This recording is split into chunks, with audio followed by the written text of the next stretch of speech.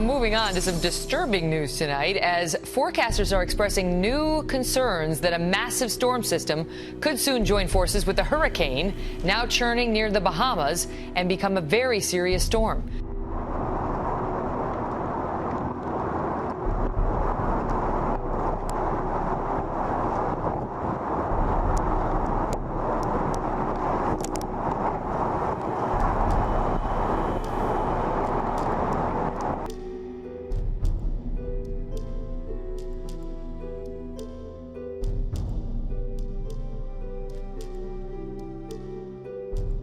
Get all the funds that one of the reasons why people started moving into Europe was because not only many had lost hope of a political solution in Syria, the living conditions were deteriorating in the neighboring countries that had not enough support from the international community, but then all of a sudden there was a drop in international aid.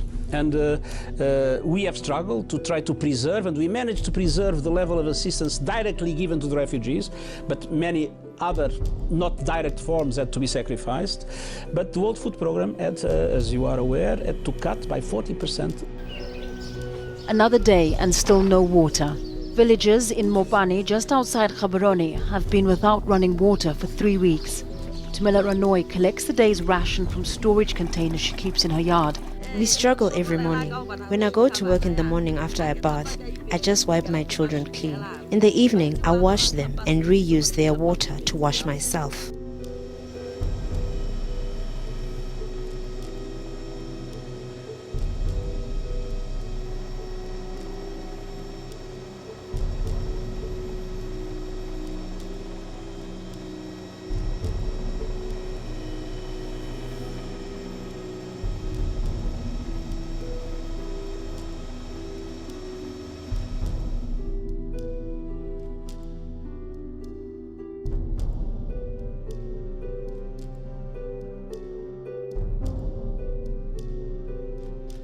Breaking news this hour, the Russian Defense Ministry has confirmed that Russian fighter planes have conducted their first airstrikes against ISIL positions in Syria. And that's after the Russian president was given the go-ahead by Russian lawmakers.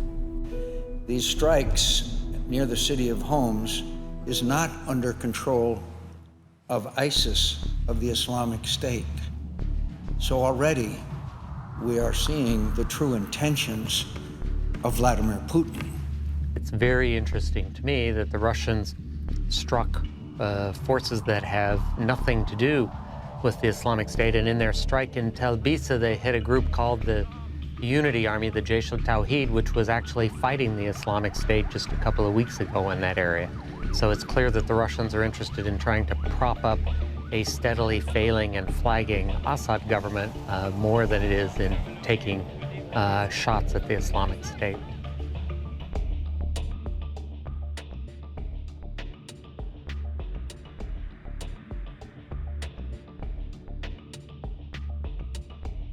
The facts show that nations succeed when they pursue an inclusive peace and prosperity within their borders and work cooperatively with countries beyond their borders. That path is now available to a nation like Iran.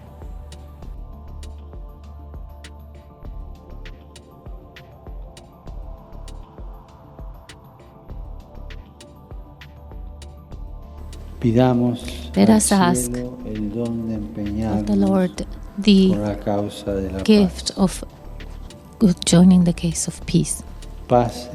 Peace in our homes, in our families, in our schools, in our communities. Peace in all the places in which war seems to be endless. Peace in the faces of the people who have only seen pain.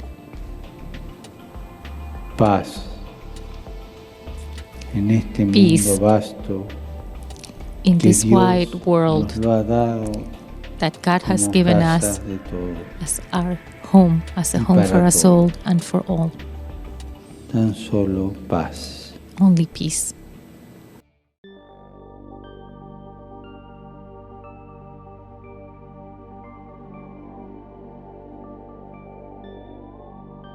Once again, it's those same horrific images, at once familiar and mind-numbing. Aerial shots. This time, another school of police hunting for clues after another mass shooting in America. This one in Oregon at a community college in a town south of Portland. Multiple reports say 26-year-old Chris Harper Mercer walked into a classroom this morning, demanded victims state their religion, then opened fire. The gunman who killed at least 10 people at a community college in Oregon Thursday night apparently is a Satanist, specifically targeted Christians, and Chris Harper Mercer, a member of a dating website where he described himself as spiritual, but not religious. The dating website Spiritual Passions, where he said that he was looking for fellow like-minded people who were into the occult and Aleister Crowley magic. Illegal drugs fuel crime in South Africa. These men are addicted to nyaupe, a mix of heroin and marijuana. They steal to pay for it and sometimes commit worse crimes. But most of other people, they do kill for it. They live in fear of attack by the people they hurt. Here in South Africa, there is a mob justice. Like when you steal for people. A man accused of being a criminal was killed last week by vigilantes. People are taking the law into their own hands because they don't trust the police, and that's adding to a rising murder rate.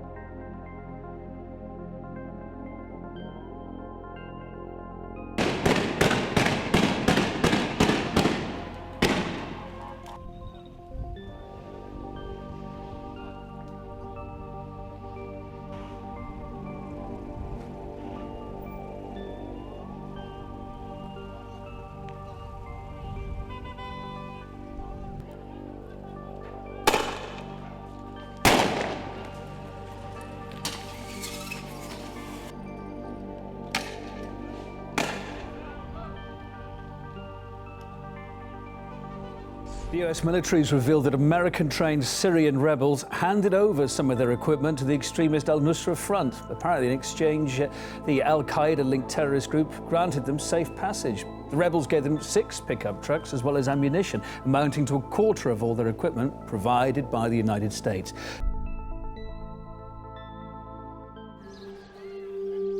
Jamaica likes to portray itself as a tropical paradise, its sunshine and laid-back atmosphere attracting millions of tourists every year. But behind this idyllic picture, there's a more sinister truth. This is a nation where child sex abuse is endemic. 40% of our children say that forced sex was their first initiation into sexual contact. Taboos about reporting incest, rape, and the abuse of power by older men have left thousands of young Jamaican girls suffering in silence.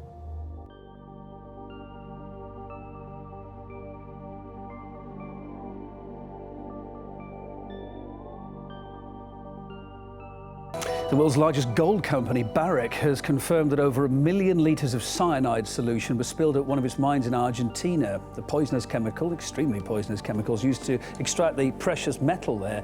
Initially, the Canada-based firm's estimates of the spill were only a fifth of what were declared eventually. After the incident, a few hundred local residents gathered at a rally to ban more open mining in the entire region. Environmental watchdog Greenpeace has railed against both Barrick and the local government for apparently trying to downplay this spill. The company itself has always maintained it cares about the environment. What has VW been up to? Essentially, the car company was cheating on the very strict emissions tests by getting cars to give false readings. I'm going to show you how it worked. The emissions controls would work during official tests. So when the tests were being completed, the car's internal software recognized that it was having a test and it would give full emissions control. At other times, the emissions control, the switch, as it's known, was greatly reduced. Now, the car performed better. These diesel cars had more power, more oomph. But in doing so, The nature of diesel is it's emitted 40 times the legal levels of nitrous oxides. The EPA, the Environmental Protection Authority, says they cause asthma and respiratory problems.